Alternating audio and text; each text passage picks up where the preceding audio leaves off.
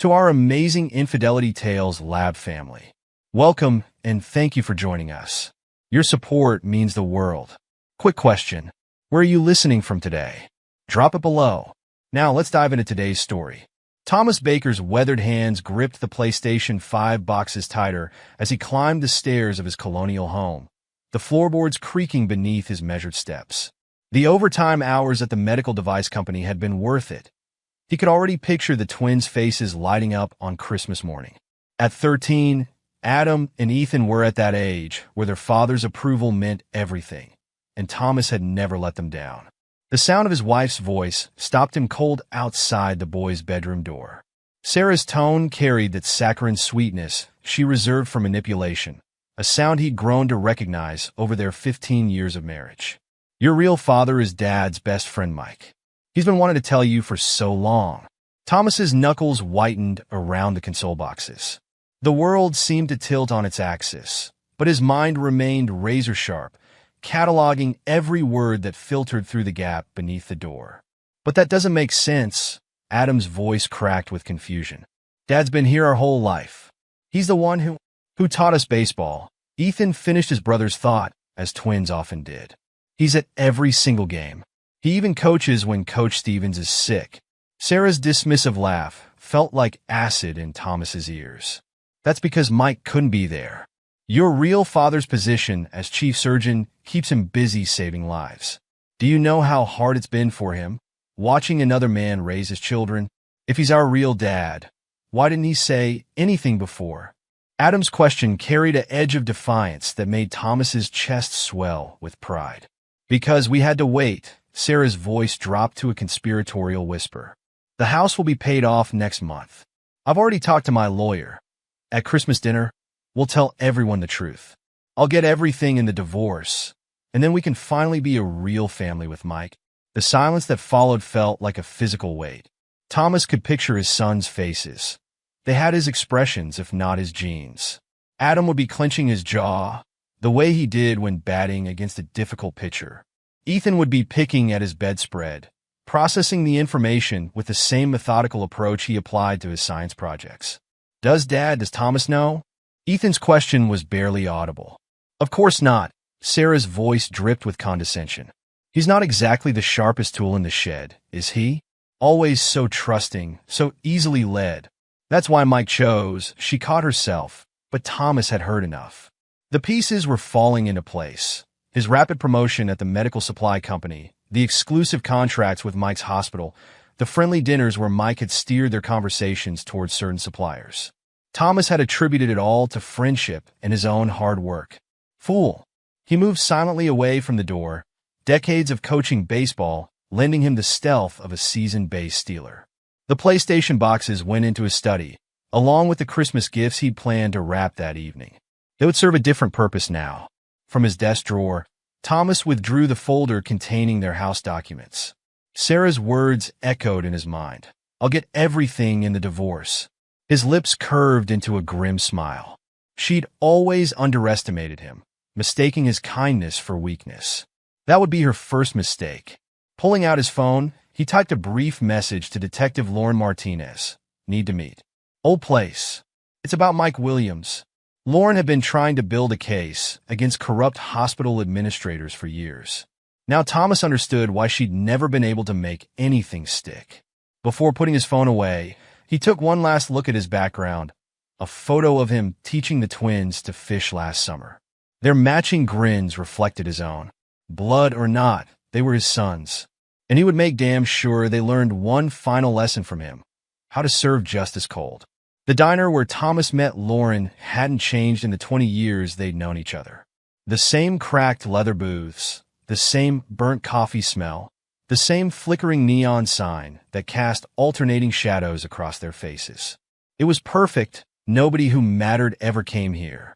Lauren slid into the booth across from him, her detective's badge conspicuously absent. This wasn't an official meeting. You look like hell, Tom. Wait till you hear why. Thomas pushed a manila envelope across the table. Everything I could find on the medical supply contracts between my company and Central Hospital. Pay special attention to the pricing structure. Lauren's eyes narrowed as she scanned the documents. 20 years on the force had given her a poker face that would shame Vegas professionals. But Thomas caught the slight tightening around her eyes. These prices are inflated by roughly 40% above market rate, Thomas finished. I always assumed it was standard healthcare markup. Until today. The waitress approached their table, but Lauren waved her away with a practiced gesture. Tell me everything. Thomas laid it out methodically. His chance meeting with Sarah 15 years ago, Mike's convenient job offered just before the twins were born, the steady stream of contracts that had earned him promotion after promotion. Son of a bitch, Lauren muttered, flipping through bank statements. The kickbacks are being laundered through offshore accounts. But that's not even the worst part. She pulled out her own file, thicker than his. Those medical devices you've been selling? They're counterfeits. High-quality Chinese knockoffs. Your signature is all over the import documentation. The coffee in Thomas's cup grew cold as Lauren explained the scope of the operation. Mike Williams hadn't just betrayed his friend. He'd built an entire criminal enterprise around him. Every promotion, every bonus, every proud moment of Thomas's career had been carefully orchestrated to create a perfect fall guy.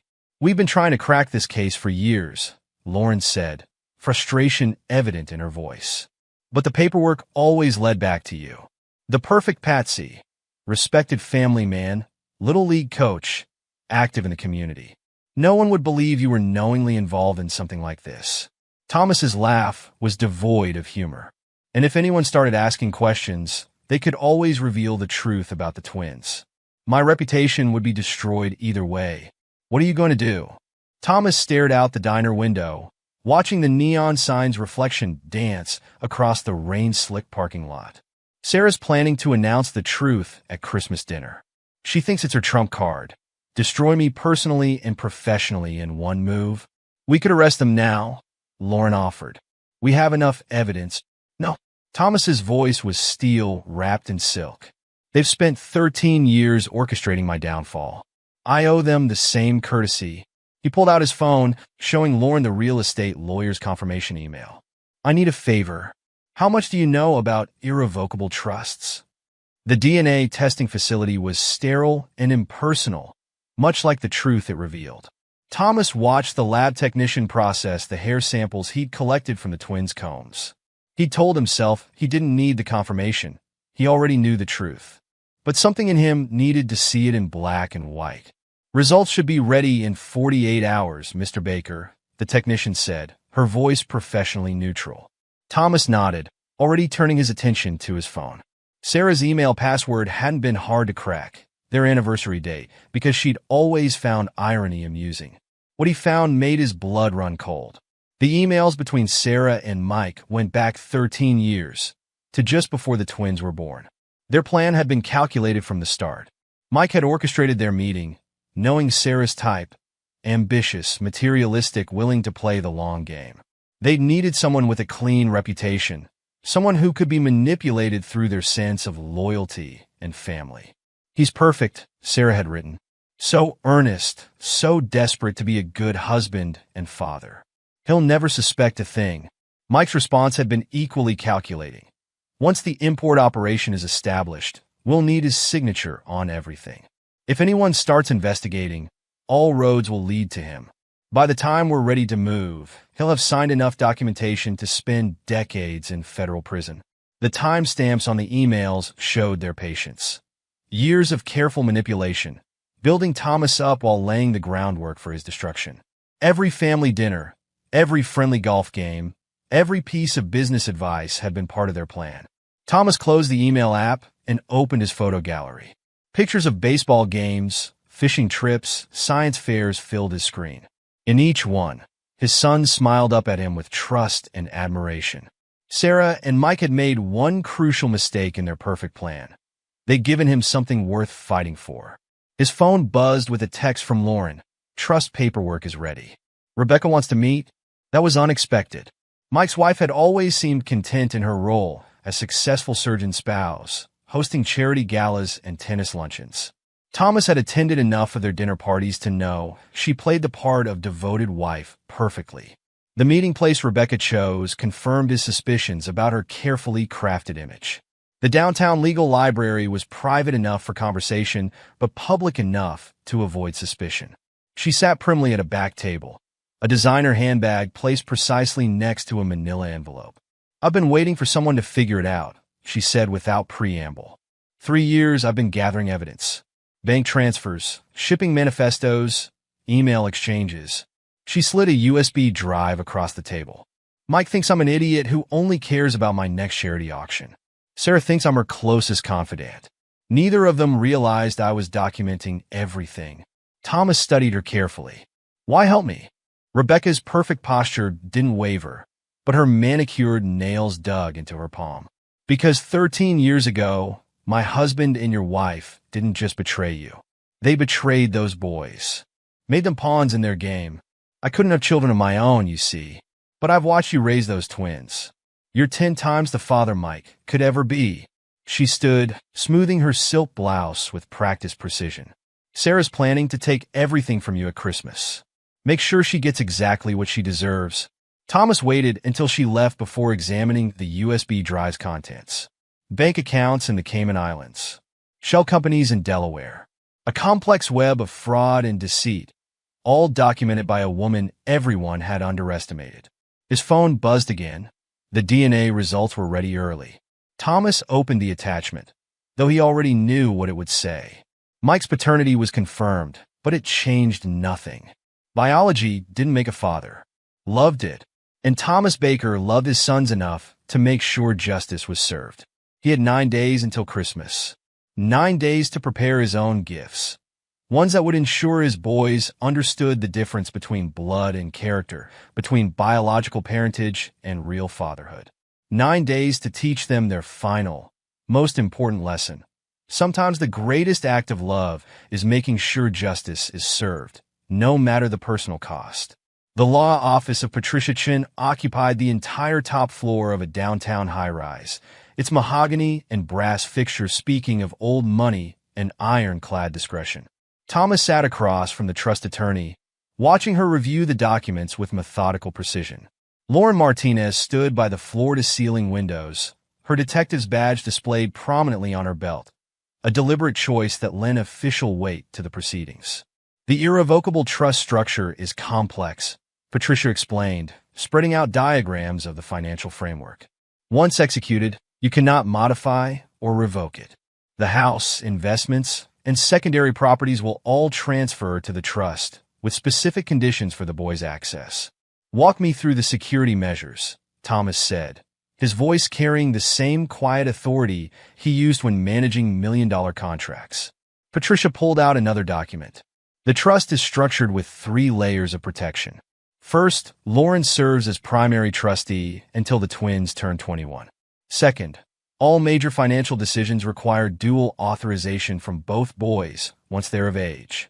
Third, I've included a spendthrift clause that prevents creditors, or future ex-spouses, from accessing the trust assets. And the conditions for access? Maintenance of a 3.0 GPA, no criminal record, and completion of financial literacy courses I've arranged through Maxwell Investment Group. The boys will have to earn their legacy." Lauren turned from the window. "I've documented every contract between your company and Central Hospital for the past decade. The pattern of inflation is clear. Standard medical supplies marked up 40% above market rate. Specialized equipment at nearly 60% premium." "Mike got greedy," Thomas noted, initialing another page. "The markups increased every year." "That's not all," Lauren added, pulling out her own file. "The FDA's starting to ask questions about equipment certification. Several surgeries last month had complications that couldn't be explained by human error." Thomas's pen paused mid-signature. "The counterfeits are failing, which makes our timing crucial," Patricia interjected. "The house payment clears next week. We need everything transferred before." A knock interrupted them. Patricia's secretary entered with an urgent message. Rebecca Williams was waiting in the lobby. The conference room they chose for the meeting had no windows and a sophisticated white noise generator. Patricia took client confidentiality seriously. Rebecca entered like she was attending one of her hospital board meetings, but her perfect composure cracked when she saw the trust documents. "Those won't be enough," she said, placing a USB drive on the table. Mike's been using my charitable foundation to launder money. The foundation's legitimate work with third-world hospitals provided perfect cover for importing counterfeits. Sarah's been helping him move the profits offshore through a network of shell companies. Thomas studied Mike's wife carefully. The Rebecca Williams he knew lived for charity galas and tennis matches. This woman was something else entirely. I have videos, Rebecca continued, her manicured nails tapping the USB drive. Sarah loves to brag during our spa days. She never noticed the diamond pendant I always wear, the one with the built-in recorder. 3 years of conversations, each more incriminating than the last. Lauren picked up the drive. This is better than we hoped. There's more. Rebecca reached into her Hermes bag. Bank statements showing transfers to accounts in the Cayman Islands, Singapore, and Switzerland. Documentation of charitable donations that never reached their intended hospitals. In this, she pulled out a final folder, proof that Mike knew about the twins before he orchestrated your meeting with Sarah. Thomas's expression didn't change, but his eyes hardened. Explain? Sarah wasn't just a random woman Mike pushed you toward. She was carefully chosen, ambitious enough to play the long game, materialistic enough to be controlled by money, and most importantly, already pregnant with Mike's children. They needed someone with an impeccable reputation to front their operation. A devoted family man would be above suspicion. Why help us? Lauren asked. Rebecca's perfect posture finally slipped, revealing a glimpse of raw pain. Because I couldn't have children, complications from a surgery Mike performed early in our marriage. He said it was unavoidable. Last month, I found records proving he'd made a deliberate choice during the procedure. Something about not wanting children complicating his plans. She stood, smoothing her designer suit. Sarah thinks she's taking everything from you at Christmas. Make sure she loses it all instead. After she left, Lauren plugged in the USB drive. The evidence was damning.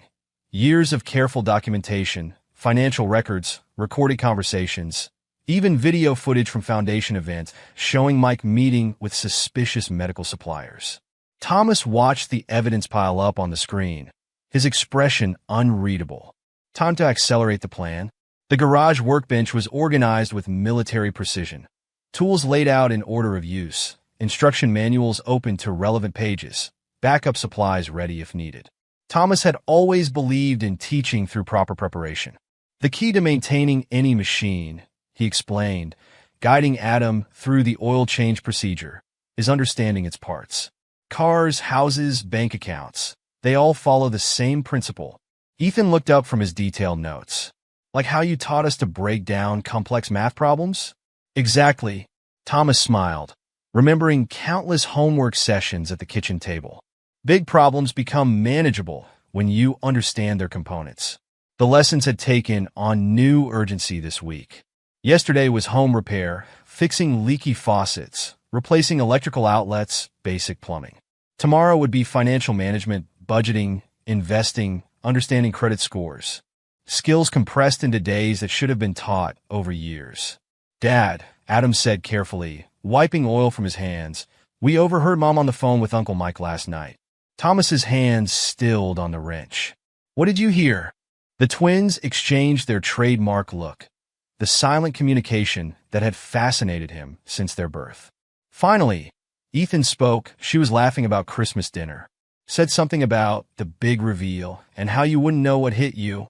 She said we'd be moving into Uncle Mike's mansion, Adam added, his voice tight with suppressed anger. That we wouldn't need to know working-class skills anymore. Thomas set down his tools and faced his sons directly. Life has a way of revealing truth at unexpected moments. What matters isn't the size of your house or the money in your account. It's your character, how you handled both victory and defeat. That evening, after ensuring Sarah was absorbed in her phone calls with Mike, Thomas set up his recording equipment in the study. Lauren had helped him organize everything. Birthday messages, graduation speeches, life advice for major milestones. Videos that would bridge the gap when he couldn't be there in person. The hardest choices in life, he recorded, aren't between right and wrong. Those are easy. The hard choices come when you have to decide between justice and comfort, between truth and stability. Remember that strength isn't about winning every battle. It's about choosing which battles define you. Between recordings, he taught the twins other essential skills. How to spot surveillance equipment. The importance of keeping critical documents in multiple secure locations. When to trust their instincts about people's true intentions. Sarah noticed their increased time together, but misinterpreted it entirely. Getting in some last-minute father-son bonding, she asked one evening, her tone dripping with false sympathy. How sweet. Thomas met her gaze steadily. Just preparing them for the future. Her laugh was cold. Oh, don't worry. Mike and I have their future all planned out. She didn't notice Thomas's slight smile. Yes, their futures were indeed planned out, just not the way she imagined. The pre-dawn house held its breath as Thomas moved through the darkness, his footsteps silent on the hardwood floors. Moonlight filtered through frost-covered windows, casting long shadows across the living room where the Christmas tree stood sentinel. 3 envelopes lay ready on his desk, each representing a different aspect of the truth he discovered. The first contained the DNA test results, but also something more, a carefully curated collection of moments that defined true fatherhood. Baseball game photos where he'd taught them to read pitchers' tells. Science fair projects that had kept them up late into the night. Camping trips where he'd shown them how to navigate by stars. The second envelope was heavier, weighted with evidence of betrayal. Rebecca's USB drive had been backed up and expanded, its contents now augmented with Lauren's investigation findings. Financial records showed the true scope of Mike and Sarah's operation. Not just medical fraud, but a complex web of money laundering, kickbacks, and international smuggling. Text messages revealed their long game, their careful grooming of Thomas as their unwitting frontman. The third envelope held the trust paperwork, but also something unexpected: letters from Patricia Chen's banking contacts. The evidence of fraud had been enough to convince several investment firms to freeze Mike and Sarah's personal accounts pending investigation. The boys' future was secured not just through the trust, but through the systematic dismantling of their betrayers' financial safety nets. Thomas placed a single sheet of paper atop the envelopes. The truth is both a gift and a burden. Choose wisely. The words were simple, but they carried the weight of years of deception and the promise of justice to come. Upstairs, he could hear Sarah's alarm chirping. She'd be reviewing her speech for tonight's dinner, rehearsing the moment she planned to destroy him. Mike would arrive later, playing the concerned friend one final time before revealing his true role. Thomas lifted his packed bag from behind the living room couch. Everything essential was already gone, distributed to secure locations, or transferred into ironclad legal structures. His footsteps made no sound as he moved through the house one last time. The display case in the hallway caught his eye: baseball trophies, science fair ribbons, academic awards. Each one represented not just achievement, but moments of learning, of growth, of real fatherhood. Biology hadn't made him a father. Choice had. And now choice would define his final lesson to his sons. The front door opened and closed silently, the pre-dawn air crisp with winter's promise. Thomas didn't look back as he walked to his car. Looking back wasn't part of the plan. As he drove away, the rearview mirror showed his home growing smaller until it disappeared entirely. But he wasn't really leaving. Every lesson taught, every safeguard established, every truth documented. These were his real presence in his sons' lives. Sarah and Mike thought Christmas morning would be their triumph. Instead, it would be their undoing. They had mistaken his kindness for weakness, his patience for passivity, his love for blindness. Their greatest error wasn't in betraying him. It was in underestimating the power of real fatherhood. The truth was indeed both a gift and a burden. Thomas had given his sons everything they needed to bear both with honor. The Barcelona calf hummed with morning chatter as Thomas Baker studied Lauren Martinez's face across the antique wrought iron table. 6 years had threaded silver through her dark hair, but her detective's eyes remained as sharp as the day she'd helped him set his plan in motion. "You need to know what happened," Lauren said, sliding a thick leather portfolio across the table. The Spanish sun caught the gold badge clipped to her belt she'd made chief detective 3 years ago. It unfolded better than we planned, with some delicious twists even we couldn't have orchestrated. Thomas took a measured sip of espresso, his composed demeanor unchanged from the day he'd walked away. Time in Europe had added sophisticated touches to his appearance. Bespoke suits replaced department store ones, but his eyes retained their steady, calculating gaze. Sarah found the envelopes at exactly 6:07 a.m. Christmas morning. Lauren began, pulling out time-stamped security footage stills. She went straight for the tree, probably planning to remove anything you'd left. But when she saw the envelopes, Lauren's smile was razor-sharp. The neighbors 3 houses down heard her scream.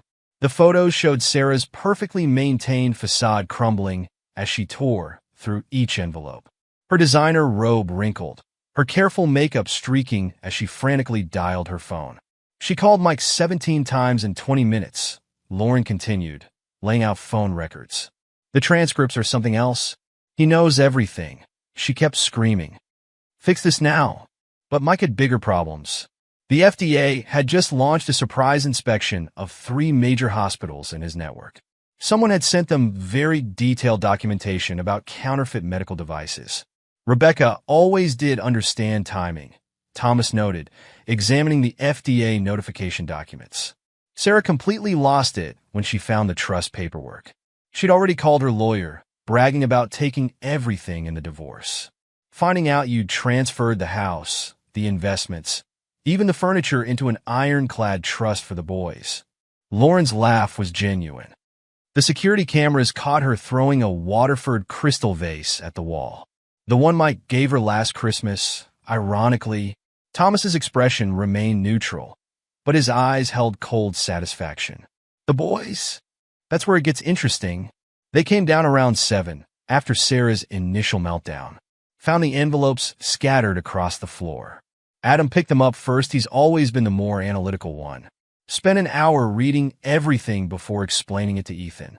Lauren produced more surveillance photos of the twins at the kitchen table, surrounded by papers, their young faces set in expressions far too serious for 13-year-olds. The DNA test didn't shock them much, she continued. They'd suspected something was off since Sarah's conversation in their room. But the evidence of the criminal enterprise? That hit hard. Especially the emails showing how long Mike and Sarah had been planning to destroy you. Sarah tried damage control, of course, Lauren added, her tone hardening.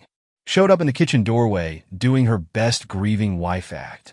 Started some speech about misunderstandings and family loyalty. But the boys? Lauren's smile returned. They'd learned your lessons well. Tell me? Ethan spoke first, looked her dead in the eye and said, a real parent protects their children. Dad protected us by making sure we'd have a home and education, even though it meant leaving. What were you protecting when you helped Uncle Mike sell fake medical equipment to sick people? Thomas's fingers tightened slightly on his espresso cup, the only visible sign of emotion. Adam was even better, Lauren continued. He pulled out the trust paperwork and said, Dad taught us to judge people by their choices, not their circumstances. You and Mike chose fraud. Dad chose justice, even though it cost him everything. That's what real love looks like. The morning crowd thinned as Lauren detailed the hours that followed. Sarah's increasingly hysterical attempts to control the situation. Mike's frantic calls as the FDA investigation expanded. The boys' steady refusal to be manipulated by either of them. By nightfall, Lauren concluded, Sarah was in FBI custody. Mike was being escorted out of the hospital in handcuffs, and the boys were safely installed in their trust-protected home, with me as their court-appointed guardian until 21. Thomas allowed himself a small nod. And Rebecca? Lauren's grin turned wolfish. Oh, she saved her best move for last. Want to hear how she dismantled Mike's entire empire in under 6 hours? Lauren spread a new set of documents across the caftable, official hospital board letterheads gleaming in the afternoon sun. The moment Mike was taken into custody, Rebecca called an emergency board meeting. Walked in wearing her usual perfect socialite mask, carrying a Prada briefcase full of nuclear-grade evidence. She laid out newspaper clippings chronologically. The headlines told a story of escalating scandal. Chief surgeon arrested in medical fraud scheme. Counterfeit medical devices found in 3 major hospitals. Charity foundation linked to international fraud ring. Rebecca had documented everything, Lauren continued. Every fraudulent shipment, every offshore transfer, every shell company. She'd been building her case since the day she discovered Mike had deliberately sterilized her during what should have been routine surgery. Thomas's eyebrow raised slightly at this new information. Oh yes, Lauren confirmed. She found the surgical records 3 years ago. Mike altered the procedure without consent, didn't want children complicating his plans. That's when Rebecca started working with federal investigators. She pulled out court transcripts. Sarah tried to cut a deal when she realized how much trouble she was in. Offered to testify against Mike in exchange for immunity. But Rebecca had already provided better evidence, including recordings of Sarah bragging about their scheme during spa days. The transcripts painted a damning picture. Sarah emerged as not just a willing participant, but a key architect of the fraud. She'd used her social connections to introduce Mike to corrupt hospital administrators, laundered money through fake charity events, and coordinated with international suppliers of counterfeit medical equipment. The prosecutor called her the spider at the center of the web, Lauren said. She got 8 years for conspiracy and fraud. Would have been more, but some of her testimony helped bring down 3 other hospital networks running similar schemes. Thomas examined photos of his son's academic achievements, honor roll certificates, debate team victories, science fair championships. Their progress? Exceptional. The trust requirements were clear: maintain a 3.0 GPA and stay out of trouble for access to the house and college fund. They've kept straight 4.0s since freshman year. Both graduated high school as valedictorians. Lauren produced college acceptance letters. Adam's in law school now, top of his class at Harvard, specializing in medical fraud and ethics law. His professors say he has a particular talent for untangling complex financial crimes. She smiled. Ethan's in medical school at Johns Hopkins, focusing on patient advocacy and medical ethics. He's already published 2 papers on improving medical device verification protocols. The boys are building something good from all this, Thomas. Something that matters. Their mother tried reaching out when she got early release, Lauren added. Sent them long letters about forgiveness and family. They responded with copies of their college admission essays. Both wrote about learning the difference between biological parentage and real fatherhood one Christmas morning. The afternoon sun slanted through the CAF's windows as Lauren produced a yellowed newspaper clipping. The boys wrote this 6 months after everything happened. Every major paper in the state ran it. Thomas unfolded the letter with careful fingers. Blood doesn't make a father. Love does. The man who taught us honor by example, who protected us even as he walked away, who ensured we had a future even when it couldn't include him, that's our real father. We don't need a DNA test to prove it. Our dad taught us that character isn't about winning every fight. It's about choosing the right battles and being willing to sacrifice for what matters. He showed us that love isn't about possession or control, but about doing what's right, even when it breaks your heart. Some people will say he abandoned us. They're wrong.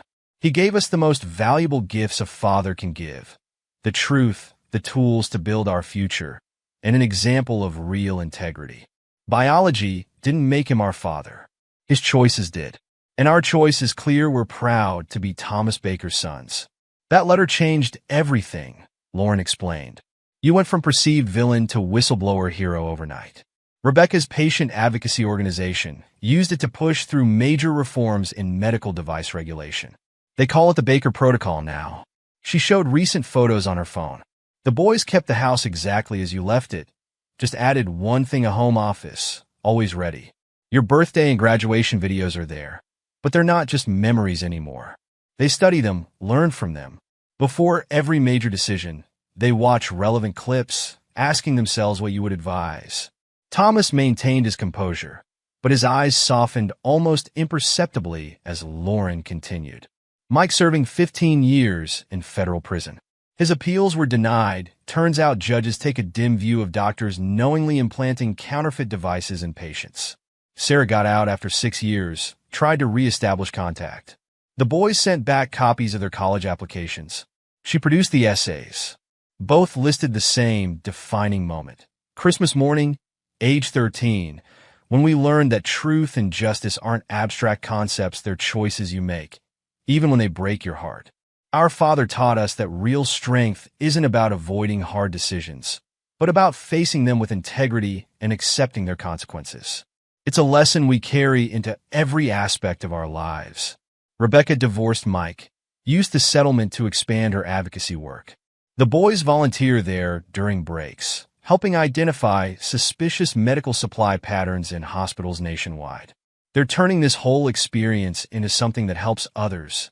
Thomas read his son's words in silence, each line reflecting the principles he'd tried to instill about character, about justice, about the difference between biological accident and chosen family. The real gift wasn't the DNA test or the trust, Lawrence said quietly. It was the choice you gave them that Christmas morning to define family by genetics or by character. They chose well, Thomas.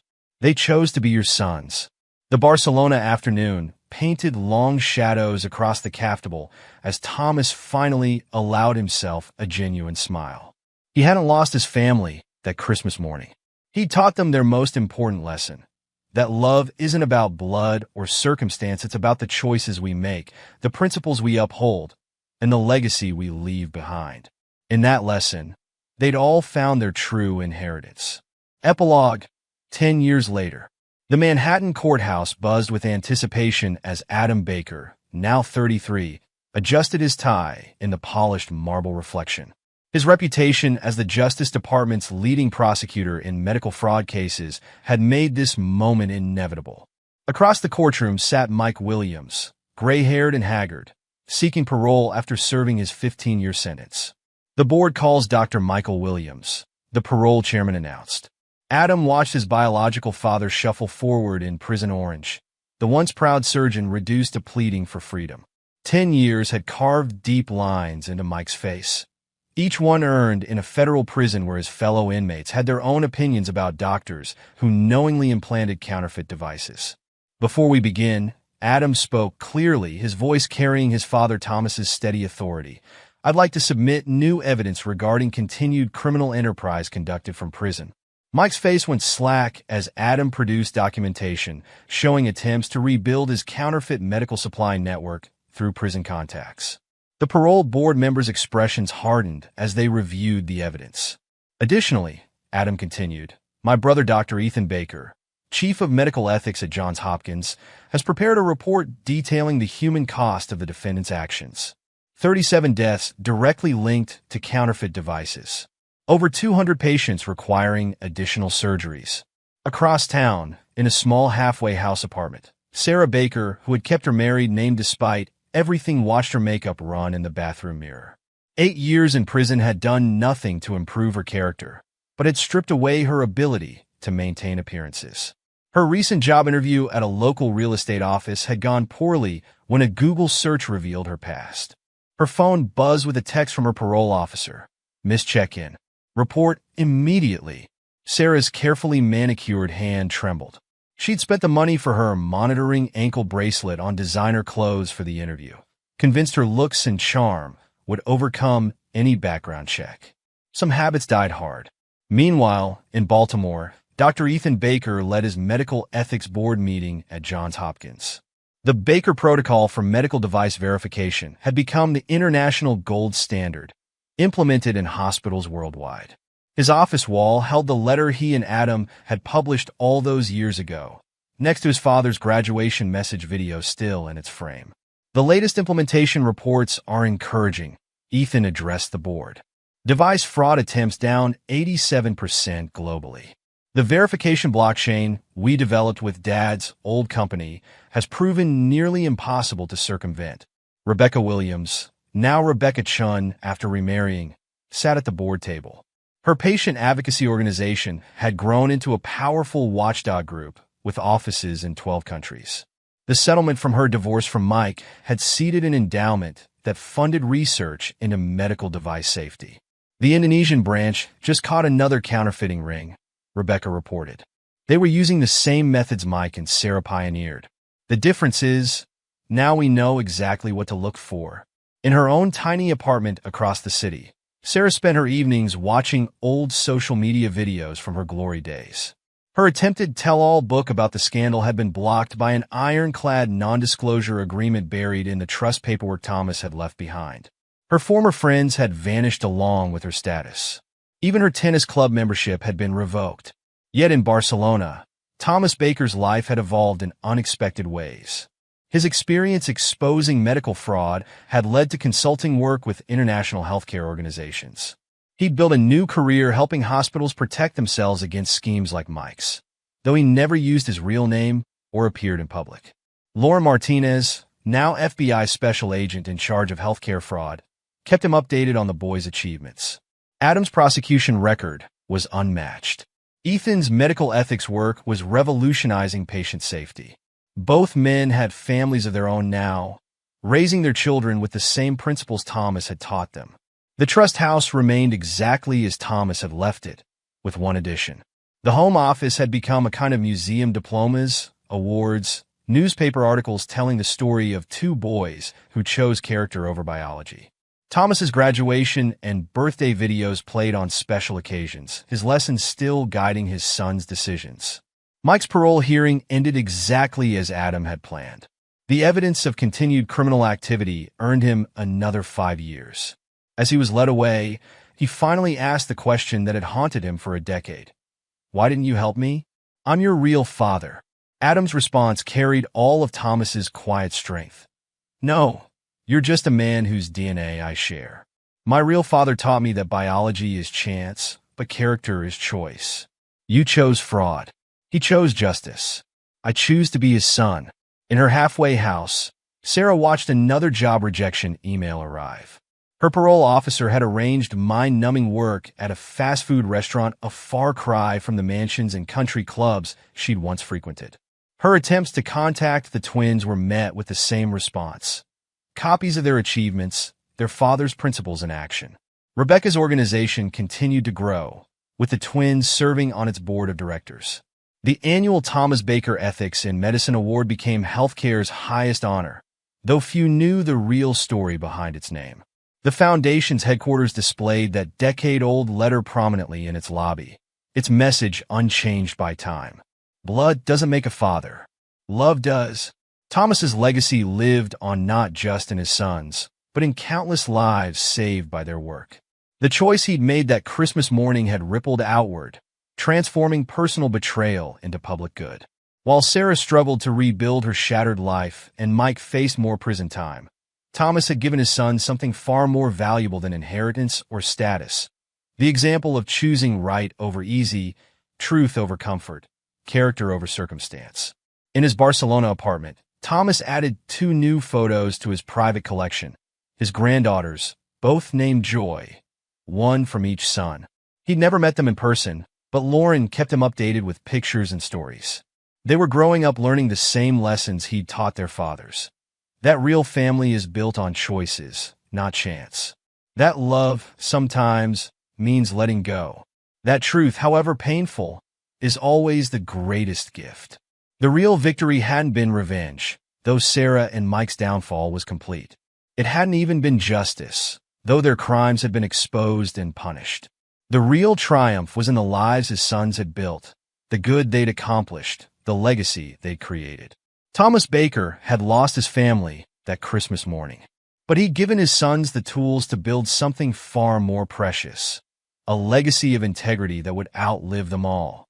In the end, that was the greatest revenge, not the destruction of his betrayers, but the unshakable character of the sons who chose to follow his example. Sarah might have taken his marriage, and Mike might have claimed biology, but Thomas had given his sons something neither of them could touch or tarnish: the understanding that real parenthood isn't in DNA or legal documents, but in the choices we make and the examples we set. A decade later, those choices still echoed, shaping not just 2 lives, but countless others. And in that ripple effect of righteousness, Thomas had found a victory far sweeter than mere revenge. The truth had indeed been both a gift and a burden. In choosing to bear both with honor, they had all found their real inheritance. And there you have it. Another story comes to an end. What did you think? I'd love to hear your thoughts in the comments below. If you enjoy this story, Consider joining our community by subscribing. It means the world to us. For more stories like this one, check out the recommended videos on screen. And I'll see you there.